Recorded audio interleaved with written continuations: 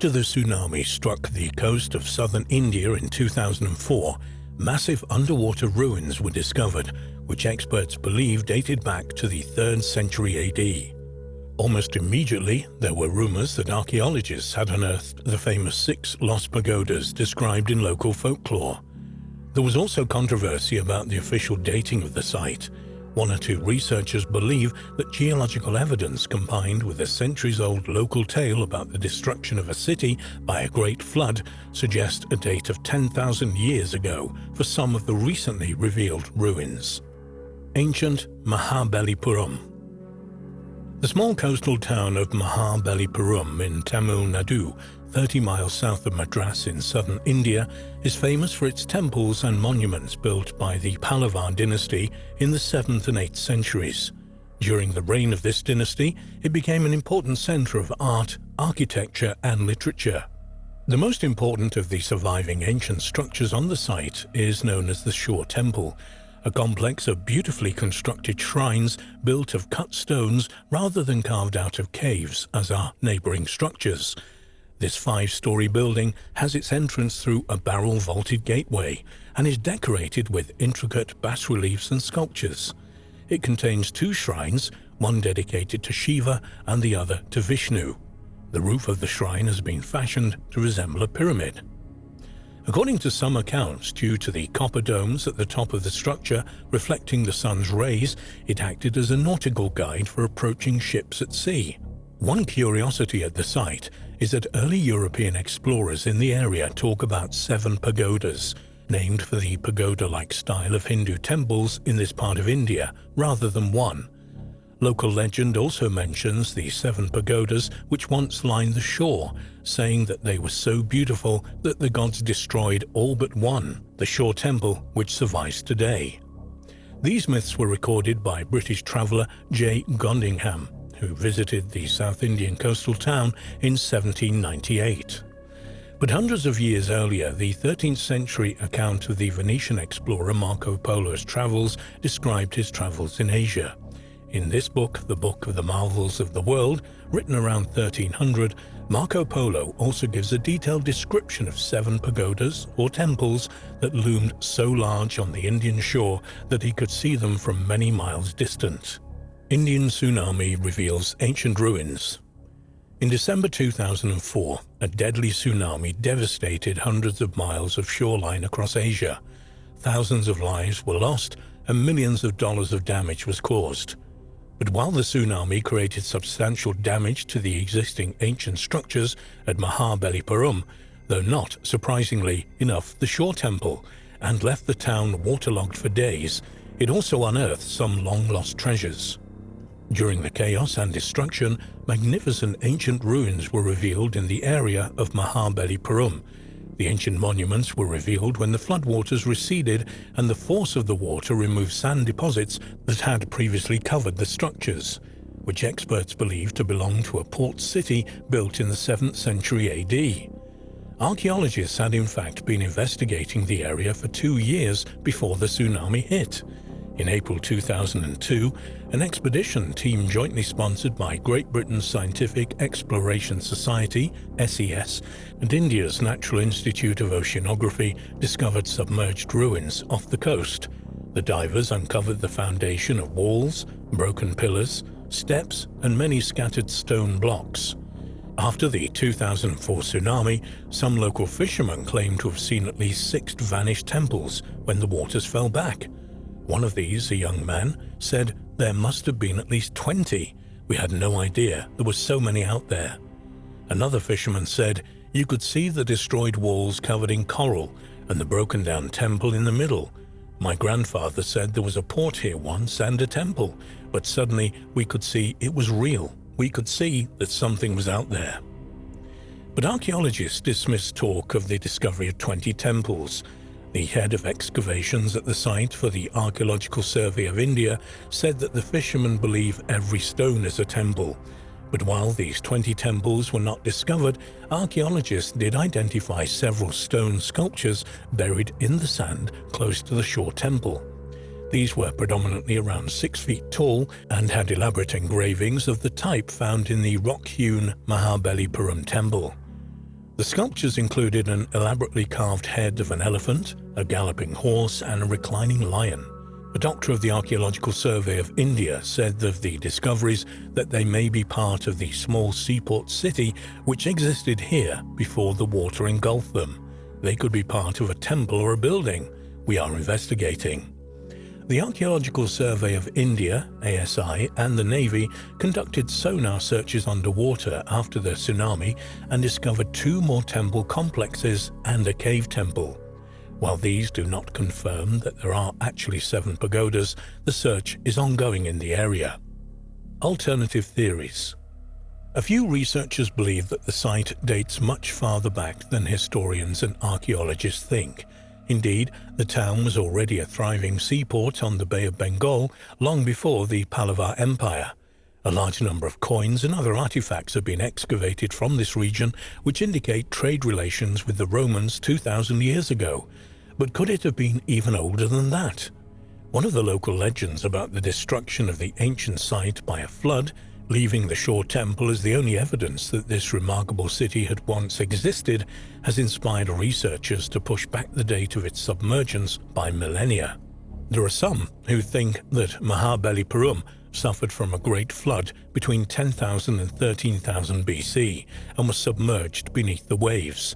Author Graham Hancock was one of the main members of a team of divers from the Indian National Institute of Oceanography and the Scientific Exploration Society based in Dorset in the UK, who surveyed the ocean bed in 2002.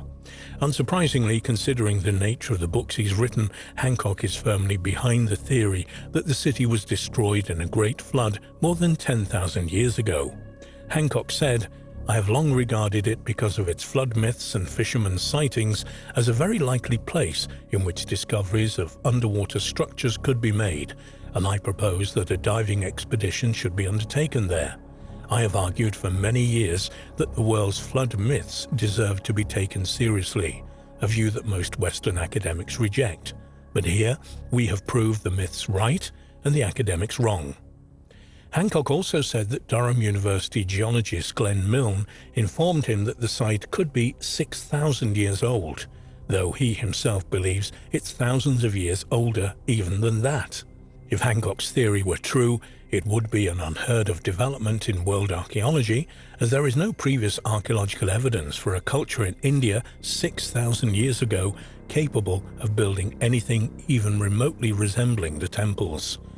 Supporters of this theory point out the fact that after the tsunami, there were reports that a long, straight row of large rocks had emerged from the water just before the waters rushed back again.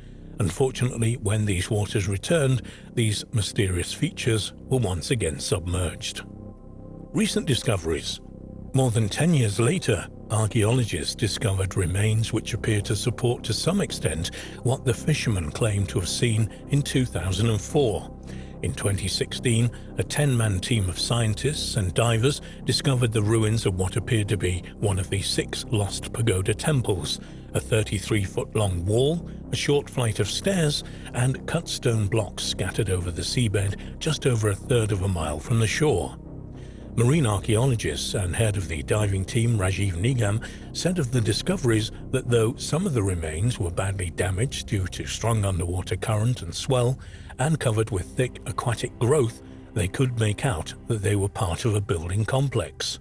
The structures are thought to be around 1,100 to 1,500 years old, though the team also identified older brick structures typical of the Sangam period 300 BC to 200 AD. Apart from Hancock et al. And their hypotheses that a 10,000-year-old flood destroyed an Atlantis-type civilization, there are 2 main theories as to what destroyed the site. Some archaeologists believe that most of the temple complex was probably destroyed in a previous tsunami in the 13th century. Others, however, mainly geologists, point to the severe coastal fluctuation in the area over the last 5,000 years, and suggest that the site quite simply eroded away over time and slipped into the ocean.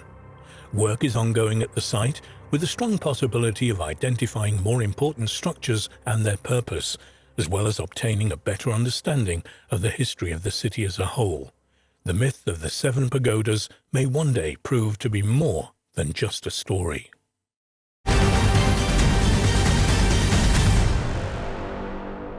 A new scientific study of an ice core sample from Greenland has demonstrated how the Central American Ilopango mega eruption wiped out an entire Maya area 1,590 years ago. Oxford University archaeologist and lead author of the new research paper, Dr. Victoria Smith, told Ars Technica that her radiocarbon analysis confirmed El Salvador's Ilopango mega eruption occurred in 431 AD. She said that the resulting ejection was 50 times bigger than the May 18, 1980 Mount St. Helens mega eruption in southwestern Washington, USA, which was one of the greatest volcanic explosions ever recorded in the Americas. The Ilopango mega eruption cooled the entire planet. Today, Lake Ilopango is a crater lake situated about 6 miles from modern-day San Salvador.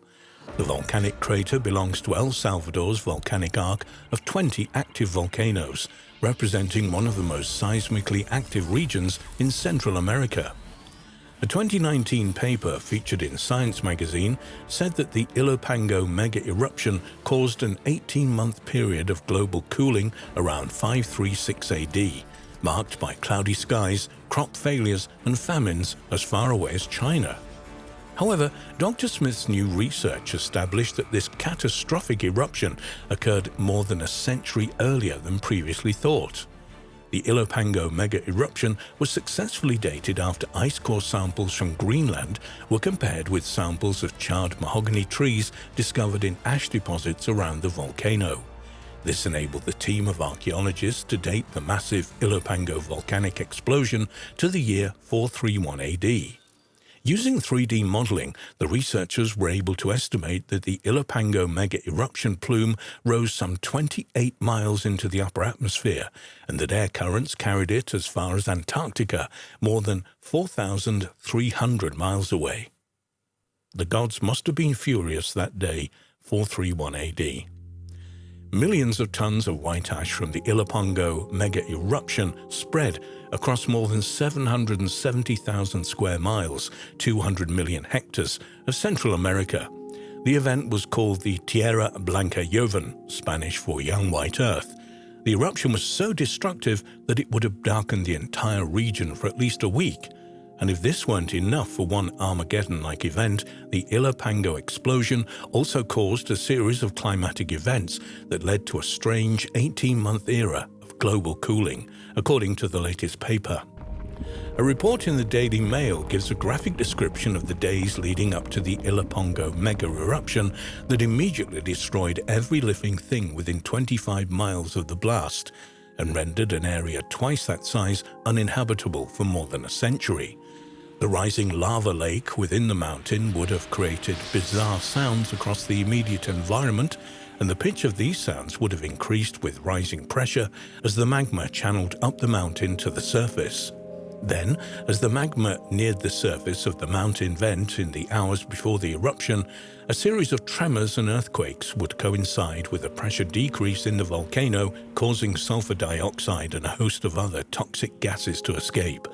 And then, as if the gods themselves were at work, the local Mayas would have witnessed the mountain changing shape as it swelled, cracked and sunk as magma collapsed the mountain's internal geological fault lines. The Ilopango mega eruption, a rare paradigm-changing event. The researchers involved in the latest study examined numerous major mega eruptions and concluded that the Ilopango seismic event's volume of its pyroclastic flows, which are fast-moving currents of gas, volcanic ash and pumice, were 10 times that of Mount Vesuvius when it buried Pompeii, and that it killed every living thing within a 25-mile radius and rendered an area twice that size uninhabitable for a century and a half. The Ilopango mega eruption was undoubtedly one of the most violent, earth-shattering events in Maya history. You would imagine such a catastrophe would have destroyed all of Maya civilization, but luckily the Mayas had, by that time, spread across southern Mexico, Guatemala, and northern Belize. However, what did affect global civilization at the time was Dr. Smith's observation that Ilopango mega eruption probably lowered summer temperatures for a few years in the southern hemisphere, which would have required an entire overhaul of agricultural drainage and watering systems, which lay at the pulsing heart of this indigenous society. Following Julius Caesar's assassination in 44 BC, extreme climate changes led to crop failures, which in turn fueled the increasing social unrest in Rome, adding greatly to the social disruption caused by the civil war that brought the Republic to an empire. The string of events caused the collapse of the Roman Republic, but now a recent study suggests that the cause of the climatic change was a volcanic eruption of Mount Okmok over 9,000 kilometers away in Alaska. A new paper published by PNAS by environmental researcher Joe McConnell of the Desert Research Institute, which is affiliated with the University of Nevada, Reno, explains how ancient Roman writers described short growing seasons caused by cold weather, resulting in crop failures and famine in northern Italy and northern Greece between April 43 BC through 36 BC in what was already a turbulent time. Erupting volcanoes eject sulfur dioxide high into the Earth's stratosphere, where it reflects solar radiation, blocks the sun's light, and sharply decreases the temperature on continents, sometimes a long way away from the epicenter of the eruption. Scientists have never been quite sure which volcano caused the natural disasters in Rome until now. Just before Caesar's death in 44 BC, Mount Etna exploded, and it's known that this caused some of the climate changes described by writers in that year. But the new study of Greenland ice cores from north-central Greenland found volcanic ash and sulfuric acid in the ice layers of snow that had been laid down in the early winter of 43 BC, and for the next 2 years, which suggested the historic blast came from Mount Okmok in modern-day Alaska. Dr. McConnell told Ars Technica that his team found the Okmok 2 sulfur fallout in every Arctic ice core record that they had access to, including 5 from all over Greenland and 1 from Akademi Nok in the Russian Arctic. Furthermore, the geochemistry of the frozen sulfur infused ash-matched layers of tephra rock fragments associated with an ancient eruption of Mount Okmok II, which the researchers say was one of the largest eruptions of the last few thousand years, and that the results of this ejection are comparable to Mount Pinatubo in 1991, Krakatoa in 1883, or Tambora in 1815. Analyzing geochemical fingerprints. Testing their suspicions, Connell and his colleagues created computer simulations of the Okmok 2 eruption, and their models predicted summer temperatures in the years after the eruption would be 2 to 3 degrees centigrade cooler than usual across most of the northern hemisphere, and this matched the observed climatology described by the ancient writers. McConnell told Ars Technica that geochemically fingerprinting the ash samples was the key to identifying the volcanic source, and that this knowledge underpinned their detailed climate monitoring. The Okmok II eruption lasted from 43 to 41 BC, while the Roman Republic was already rotten at its core with the violent power struggles following Julius Caesar's death. And the paper explains that natural disasters are known historically to create a state of exception, in which business as usual becomes unfeasible and political and cultural norms are suspended, therefore providing room for rapid and social political change, wrote McConnell.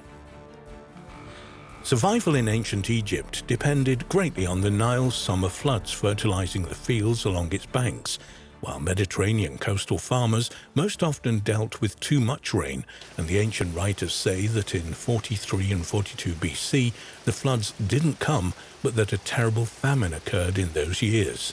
And the reason for this, according to the new paper, is because Mount Okmok II cooled the northern hemisphere, short-circuiting the weather system that produces the Nile's annual flood.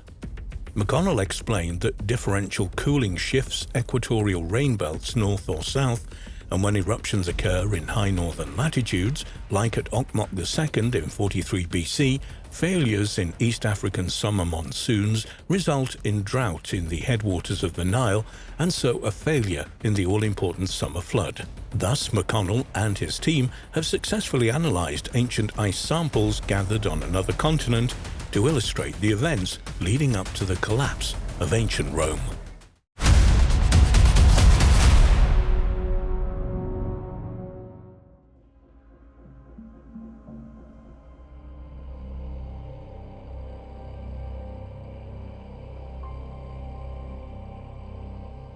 In the book Forbidden Archaeology, authors Richard Thompson and Michael Cremo essentially stated that academic science was engaged in a massive cover-up regarding the history and origins of the human race on Earth. Nonsense? Perhaps not. Working under a grant from the National Science Foundation in 1966, Dr. Virginia Steen McIntyre and her team had been commissioned to date two archaeological sites in Mexico, namely Huehuetlacco, where the very sophisticated stone tools had been unearthed, and El Horno, where other interesting, if less sophisticated items had been discovered. Initial estimates dated the sites at 20,000 years old, which, according to thinking of the time, would have put the sites close to the dawn of human civilization, at least in the Americas. Dr. Steen McIntyre used 4 clear and accepted methods to test the sites. Every time the results came back, they were the same, and they were a long way off the estimates. According to Dr. Steen McIntyre's tests, the sites were closer to 250,000 years old. Her results went against everything accepted science stated it knew. However, instead of being applauded and hailed for having made such a breakthrough in our knowledge of human history, bearing in mind she had solid results to back up her theory, she was instead ridiculed and her character vilified. She struggled to maintain steady work in her field after making her claims. A warning to others? Over 100 years earlier, when gold was discovered in abundance at Table Mountain in California, following the digging and mining that went thousands of feet down into the earth, hundreds of stone artifacts and even human fossils were discovered. The age of the site and the remains, according to then California State Geologist J.D. Whitney, was anywhere from 9 to 55 million years old. Like Dr. Steen McIntyre, Whitney offered an abundance of evidence and in-depth reports on the finds. However, despite this, he was dismissed and his findings almost erased from the record and history books. The site was sealed, almost as if nothing had ever been found. Perhaps even stranger are some of the South African mines, where for decades miners have brought to the surface from deep inside the mines themselves hundreds of small metallic spheres, each with encircling parallel grooves. The site itself and the level at which these spheres are found are anywhere up to 3 billion years old. Despite these remarkable finds, mainstream science refuses to acknowledge them, and no seriously funded studies have been carried out on them or their origins. One of the most controversial theories put forward to and ultimately rejected from mainstream science and history was that of Immanuel Velikovsky. Immanuel Velikovsky seemed to outrage mainstream thinking in 1950 when he released his book Worlds in Collision and stated that cataclysmic disasters recorded in the Bible and echoed in other ancient writings such as the ancient Egyptians, the Mayas to name just 2, were convulsions of the universe that our ancestors deep in antiquity witnessed firsthand, including Venus and Mars being dragged into orbits too close to the Earth. Velikovsky stated that Venus was once part of the planet Jupiter until around 4,000 years ago when an explosion catapulted it into space, blazing brightly and trailing a slipstream of dust and gases as it went. He further stated that the Earth moved into the outer edges of the slipstream around the 15th century BC, which resulted in a red dust covering the rain that fell. Velikovsky cited the Book of Exodus, which reads, "All the water that was in the Nile turned to blood." This was then followed by showers of meteorites as Venus passed, which Velikovsky said was documented clearly in the Mexican annals. The sky rained not water, but fire and red-hot stones. As Venus passed on its way, Earth was pulled off its axis by the gravitational pull, and hurricanes and massive floods took place on Earth. The Caxinhua of Brazil wrote that heaven and earth changed places, and Persian records state that 3 days of light was followed by 3 days of darkness. Velikovsky even went on as far to say that it was at this moment in time when Moses led the Israelites across the Sea of Passage, whose waters had parted, he claimed, due to gravitational and electromagnetic forces between the two planets, and for the same reason they came crashing back to their rightful place, covering the seabed.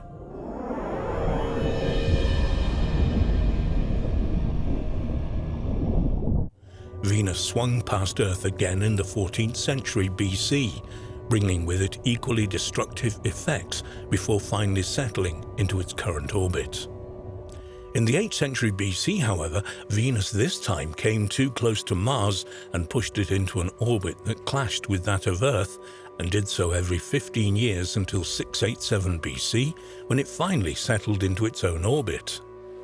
Again, Velikovsky offered proof of these accounts from the Bible and ancient writings, including the following from the Chinese bamboo books that stated, "The stars fell like rain and the earth shook."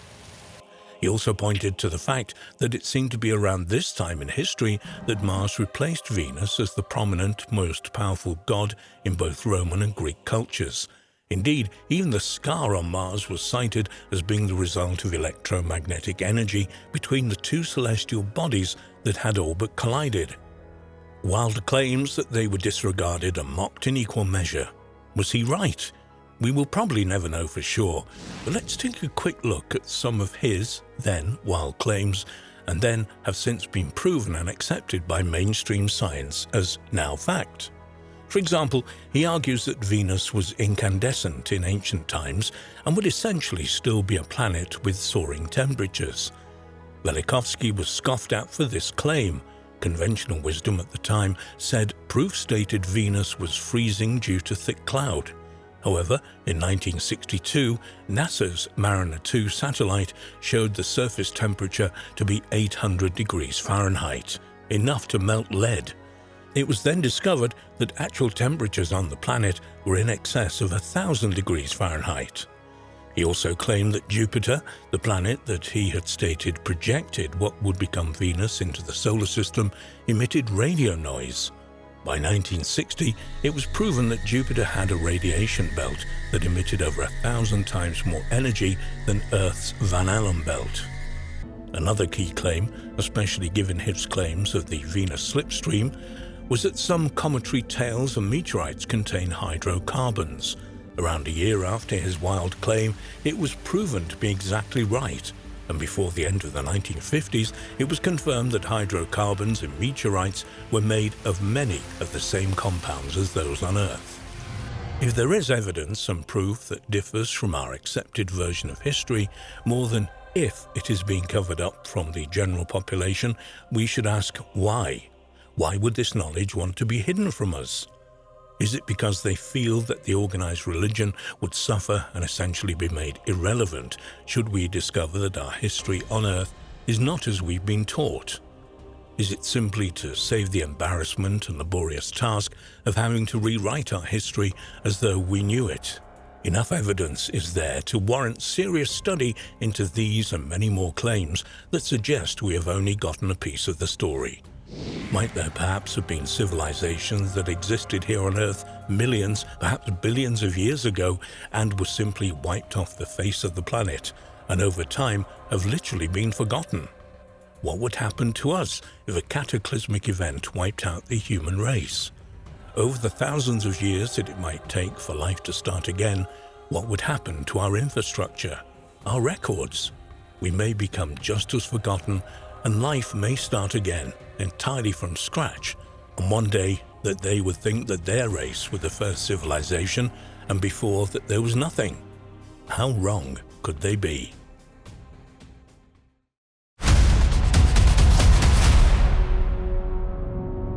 For centuries, there have been tales of beings, some human and some not, living in the vast cavities that exist deep beneath the surface of the Earth. But exactly who or what these beings are and what they want is open to question. Sometimes these tales are based on half-remembered rumors, and there has seldom been anything definite.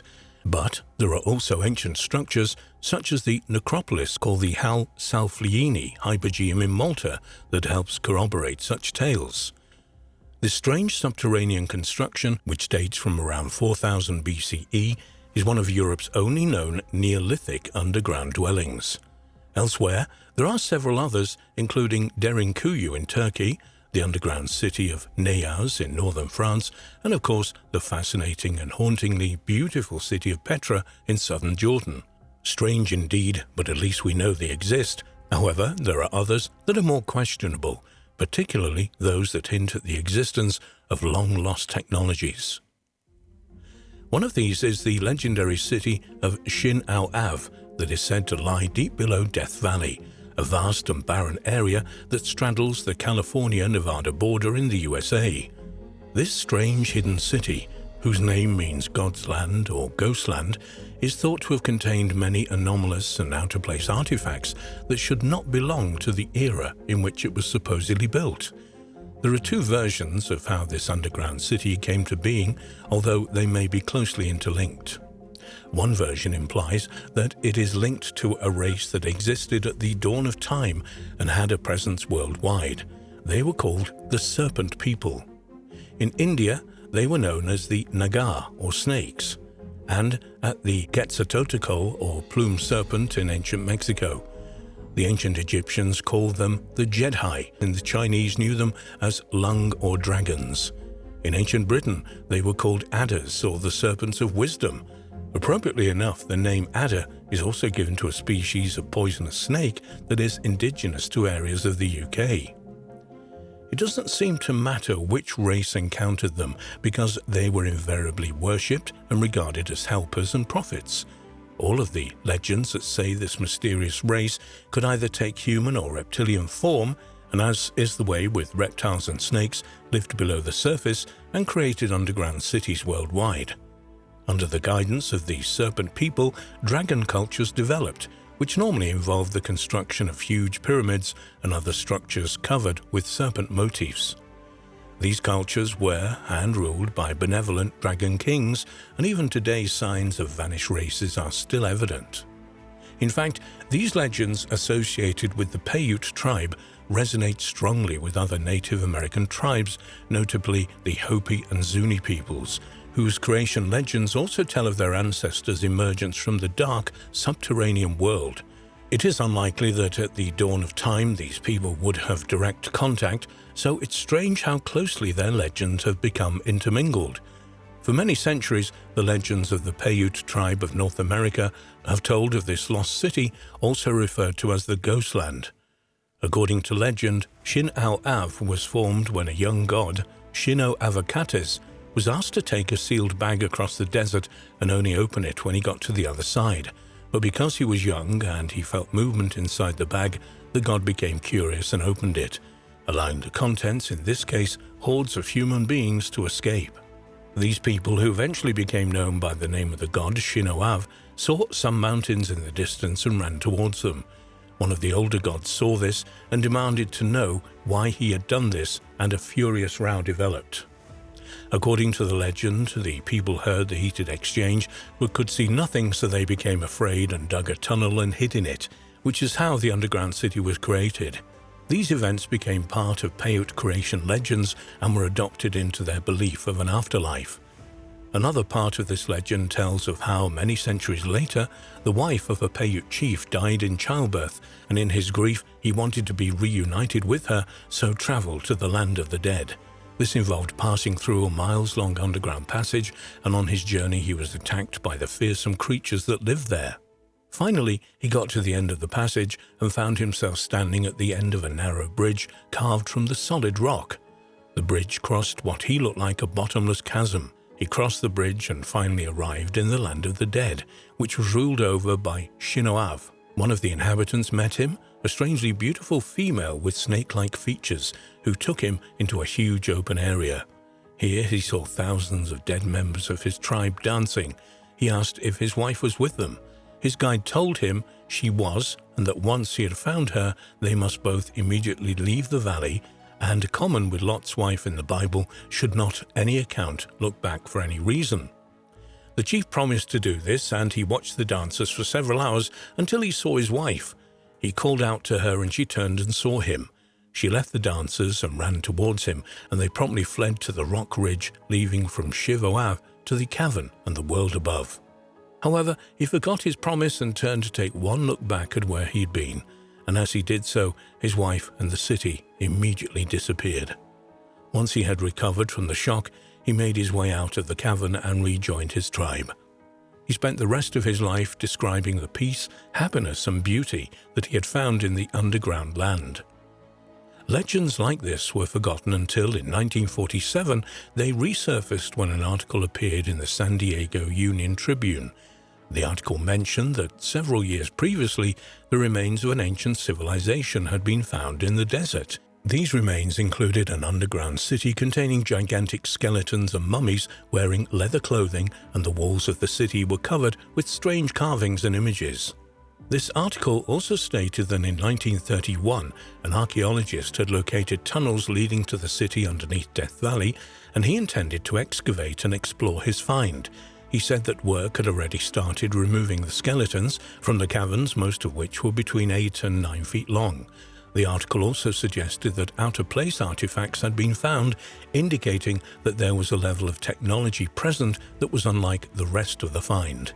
Like the mummies, the skeletons were still clad in garments, but these were made of hair, and the garments were of medium length, comprising a jacket and knee-length trousers.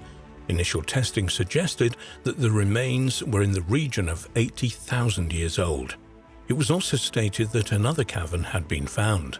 This cavern, which they called the Temple, had apparently been used for ceremonies or rituals, and it contained objects and strange markings familiar to those used by the Freemasons. A long tunnel from this area led to another room containing the remains of dinosaurs, saber-toothed tigers, elephants, and other animals, which were displayed in alcoves in the walls. The men got the impression that some catastrophe had occurred above ground and people had taken refuge in this elaborate cave system. The dwellings were well equipped, and among the articles found were objects that they could not recognize, and it was not until after 1947 that they were found to be microwave ovens. Furthermore, it appeared that the city had been lit using a form of gas lighting, which had been fueled by sources of natural gas. Elsewhere, there were huge stone doors that seemed to have been operated using a complex system of counterweights. This took the form of hundreds of globes dotted around the cave system. The globes contained pieces of stone that was found to be mildly radioactive, and is thought that at one time may have provided a light source. In addition to this, other totally out-of-place devices resembling radio sets were also found. However, a few days after the first article appeared in the San Diego Union Tribune, another article entitled "Expedition Reports 9-Foot Skeletons" appeared in another Nevada newspaper, the now-defunct Hot Citizen.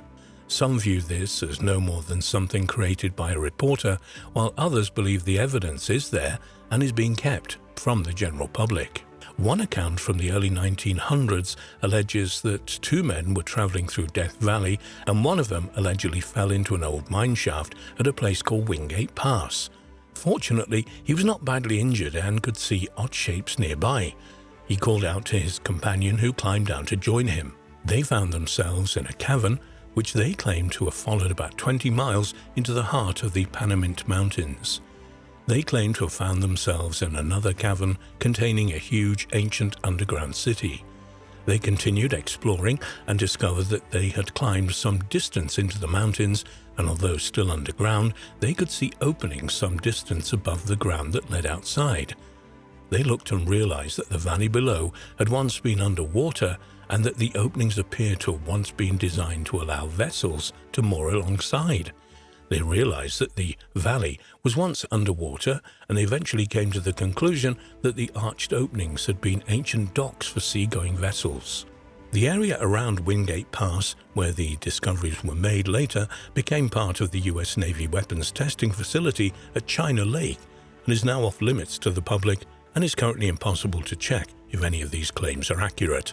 However, governments will always conceal inconvenient evidence from the public. They've done this for decades, and this practice shows no signs of stopping anytime soon.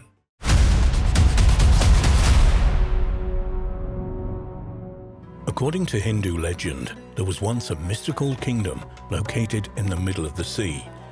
The city was home to 900 palaces, all made of gold, and was supposed to have arisen out of the waters on the command of Lord Krishna. Recently, underwater archaeologists claim to have located what some believe to be the foundations of this fabulous lost city off the coast of modern Dwarka in western India. Char Dham, literally meaning the four abodes or seats, are the names of four pilgrimage sites in India that are widely revered by Hindus. It comprises of Badrinath, Dwarka, Puri, and Rameswaram. Dwarka is often identified with the Dwarka kingdom, the ancient kingdom of Krishna, and is believed to have been the first capital of Gujarat. According to legend, Krishna founded the city in Gujarat's west coast after he defeated and killed his uncle Kansa at Mathura. In Indian epic literature, the ancient city is also known as Dwarka. Traditionally, modern Dwarka is identified with Dwarka. Ancient Dwarka is supposed to have sank into the sea in remote history. The ancient and modern city, now known as Dwarka, is located on the western tip of the Saurashtra Peninsula in Gujarat, northwestern India. In the 14th century, the town's original temples were destroyed by the Delhi emperors, but the most important of them, Jagat Mandir, was subsequently rebuilt. Jagat Mandir, also known as the Dwarkadish Temple, is a Hindu temple dedicated to god Krishna, who is worshipped here with the name of Dwarkadish, or the King of Dwarka. The 5-story sandstone edifice is supported by 72 pillars and was constructed in the 15th to 16th centuries in the Chalukya style. It covers an area of 69 by 88.5 feet, with its spire a dizzying 257 feet high. The temple is visited by thousands of pilgrims every year. Ancient Dvakra is mentioned in a number of Indian texts, including the Mahabharata, the Shrimad, and the Bhagavad Gita. The Mahabharata describes Dvarka as having 900,000 royal palaces, all constructed of crystal and silver and decorated with emeralds. The ancient city was connected by an elaborate system of boulevards, roads, marketplaces, assembly houses, and temples. Archaeological investigations in the city of Dwarka and offshore in the Arabian Sea have been undertaken by the Archaeological Survey of India since the 1960s. Over the past decade or so, underwater excavations have uncovered interesting remains at a depth of 120 feet in the Gulf of Cambay off the western coast of India. Some reports claim these discoveries could be over 9,000 years old and cover an area 5 miles long and 2 miles wide. Marine archaeologists have used a technique known as sub-bottom profiling to reveal that the building's remains stand on enormous foundations. One news report in the New Indian Express from August 2018 stated sensationally, marine scientists say archaeological remains discovered 36 meters, 120 feet underwater in the Gulf of Cambay off the western coast of India could be over 9,000 years old. It's believed to predate the oldest known remains in the subcontinent by more than 5,000 years. Carbon dating on debris recovered from the site, including construction material, pottery, sections of walls, beads, sculpture, and human bones and teeth, put it at nearly 9,500 years old, making it older than the Sumerian civilization by several thousand years. It's also older than the Egyptian and Chinese civilizations. The city is believed to be even older than the ancient Harappan civilization. Sandstone walls and a grid of streets and other evidence of a seaport 70 feet underwater, alongside artifacts dating back to 7,500 BC, have convinced some researchers that finally the legendary city of 900,000 royal palaces has been located. The archaeological explorations off the coast of Dwarka have also brought to light a large number of stone structures. These are semicircular, rectangular, and square stone edifices scattered randomly over a vast area. Besides these structures, many varieties of stone anchors have been uncovered alongside the structures as well. Such findings suggest that the ancient Dvarka was once a busy port, though the structures are thought to date to comparatively late in the site's history, probably belonging to the late medieval period. Indeed, various Indian historians have stated that the stone anchors match those used in the Indo-Arab trade from the 8th to 14th century AD. However, this recent date has not stopped some from claiming that the remains represent the legendary lost city of Dvarka and so must be 9,000 years old. The lead archaeologist of a number of excavations at the site, the late Dr. S.R. Rao, described the town plan of early Dvarka based on his team's discoveries. There were 2 fortification walls, one on the lower terrace and other in the middle terrace. These walls, which extend over a length of 4 kilometers on the eastern shore, are mostly destroyed by sea action. The walls of the lower terrace are of massive, dressed sandstone blocks, while that of the upper terrace are of rubble. The houses and other public buildings, built of smaller-sized stones within the enclosures, are all destroyed and leveled up by the encroachment of the sea. These structures lie at a depth of 7 to 10 meters below the present mean sea level, indicating a rise of 10 meters in sea level during the last 3,600 years. In the opinion of some researchers, the rise in sea level mentioned by Dr. Rao seems to indicate that ancient Dvarka was destroyed by a great flood. Indeed, for some archaeological proof of the existence of the Dvarka and its submergence, perhaps in the 2nd millennium BC, reflects the truth of the descriptions in the Mahabharata.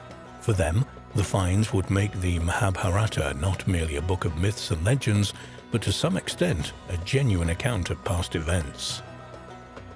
In September 2019, it seemed that final proof for the wonderful architectural achievements of ancient Dvarka have been discovered underwater off modern Dwarka.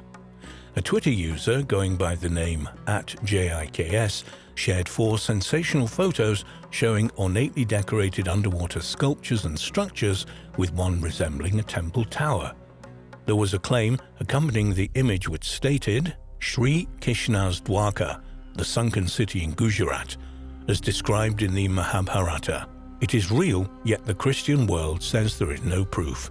The tweet was retweeted over 1,500 times. However, subsequent research into the 4 images revealed the falseness of the claim. One image, showing the sculpture of a lion with its left paw resting on a ball, was traced to an underwater memorial reef near Key Biscayne in Miami, Florida. It is the largest man-made reef in the world and contains 2 statues of lions to mark the entrance to the site. It is a photo of one of these lions which was used on Twitter as proof of new discoveries from ancient Dvarka. The 3 other images were also traced to various other online sources, including various photoshopped composite images using various temple remains collected from all over the world. Consequently, it's obvious that the images used on Twitter have no connection whatsoever to ancient Dvarka. Indeed, the whole claim of a submerged civilization off the coast of Dwarka, dating back 9,000 years, rests on extremely shaky grounds. In the media accounts of the discoveries, the claim of the city being 9,000 years old is based entirely on one radiocarbon date from a single piece of wood. But this piece of wood could very easily have belonged to a tree that existed prior to these underwater remains. No other object from the excavations has actually been dated. Experts have pointed out that the area in which remains have been found has huge tidal movements which would have moved artifacts and even structures around, perhaps many miles from their original locations. Furthermore, many of these stone objects found seem to be geofacts rather than artifacts, that is, natural objects made by water and sand erosion. The argument that there's a submerged 9,000-year-old Dvarka in the area is based on the premise that a submerged coastal settlement could only have been built when sea levels were much lower.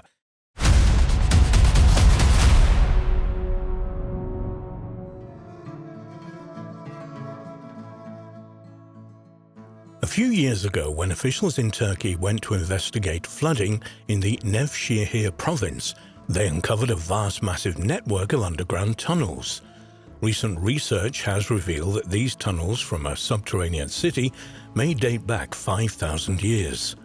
The massive web of man-made tunnels and caverns extends 3 miles underground and contains 3 stories of homes, places of worship, and areas for mass congregation. It's now believed to be the biggest underground city ever built. Fascinatingly, it is only one of perhaps 200 mysterious underground cities in the Cappadocia region of Turkey. Recently, an announcement was made in the media that shocked the archaeological world. The world's oldest underground city had been discovered in Turkey, partly submerged underwater. The discovery of the ancient city was made in the province of Nevşehir in Cappadocia, a semi-arid region of central Turkey. It took place when around 1,500 houses in 11 neighborhoods around an ancient Byzantine citadel in central Nevşehir were being demolished by the Housing Development Administration, TOKİ, to start a new urban project. The director of TOKİ, Mehmet Ergun Turan, said, "We stopped the construction we were planning to do on these areas when an underground city was discovered." Initial examination found roughly 4.3 miles long underground city of 3 floors, consisting of houses, tunnels, churches, wine cellars, food storage areas and galleries. The mayor of Nevşehir, Hazar Unver, commented on the huge importance of the find. He said, "The underground city was found in the 45 hectares of the local 75-hectare area that is within the Urban Transformation Project. We applied to the Cultural and Natural Heritage Preservation Board and the area was officially registered. It has a 7-kilometer road dotted with churches, galleries and other structures. It's estimated that the city dates back to the era of the Hittites, similar to other underground cities. We are now working to make it open for visitors. We will build walking platforms inside and a large park will be built on the surface. The other underground cities in Nevşehir's various districts do not even amount to the kitchen of this new underground city."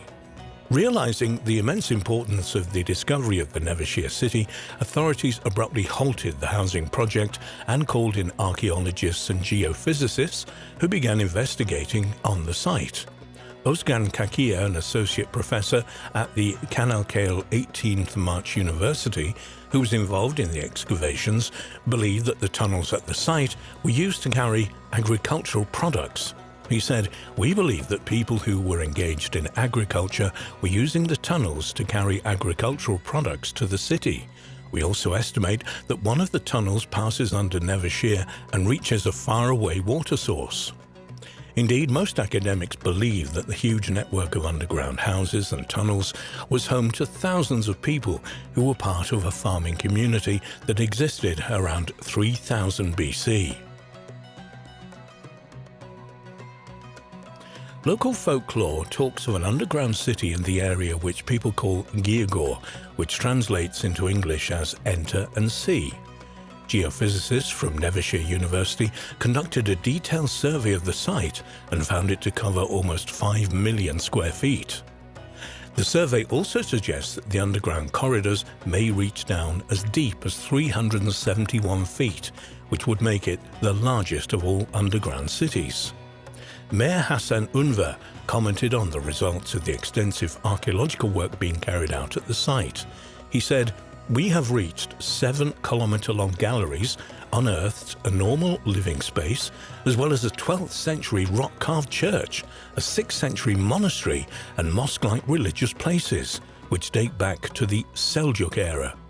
We've also found horse barns where military horses had been cared for. In addition, we found 4 oil houses and hundreds of tobacco pipes made of meerschaum. Everything here is under our control." The newly discovered site at Nevşehir lies beneath a Byzantine-era hilltop castle in an area which is home to countless subterranean settlements of varying sizes and possibly of varying dates as well. The largest of these is in the Derinkuyu district, just over 18 miles from Nevşehir, and goes down to a depth of approximately 197 feet, equal to the height of an 8th-story building, and large enough to accommodate around 20,000 people. The massive underground city has thousands of ventilation shafts and water channels which provided fresh air and water to each level of the site. Derinkuyu was probably first established around the 7th or 8th century BC, most likely as protection against invading forces. The city was protected by doors which consisted of massive stone wheels that could be rolled into place to block an entrance. One of Derinkuyu's most interesting features is a large room with vaulted ceilings, which is believed to have been a religious school with a separate study room. Derinkuyu was also connected to other underground cities in the region through a sophisticated network of tunnels.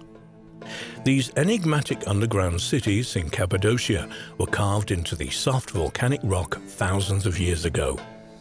But as stone is non-organic, it's difficult to accurately date these cities.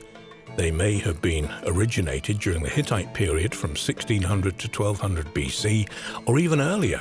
They're often attributed to the Phrygians, an ancient people of west-central Anatolia, whose most famous king was Midas of the Golden Touch. The state of Phrygia arose in the region in the 8th century BC. Since ancient times, Turkey has been a major trade hub between Asia and Europe, and thus has been invaded and conquered repeatedly by different peoples over thousands of years. Consequently, the purpose of these underground cities is usually connected with concealment from invaders. The most active period of inhabitation of these subterranean worlds was during the Byzantine period from 395 AD to 1453 AD, when regular invasions by foreign armies forced locals to hide underground.